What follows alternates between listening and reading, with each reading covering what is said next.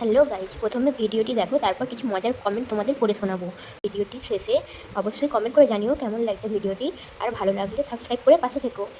আজকে আমি প্রথমবার কিন্তু আমার ছেলের হাতে সাজবো। মানে আমার ছেলে আমার জন্য একটা নতুন লুক ক্রিয়েট করতে চলেছে। এবার বলতেই পারো যে এটা তোমার ছেলে হলো কবে থেকে? তোমার তো একটাই ছেলে। তো তোমাদেরকে জানিয়ে দিই, এটা কিন্তু আমার দিদির ছেলে। মানে আমার ছেলেও বলতে পারো। ভাগ্যিস বললে এটা ছেলে, তাহলে আমি তো মনে করেছিলাম ওটা কোনো মেয়ে হবে। আর তোমাকে কেমন লাগছে মুখে আনতে পারছি না।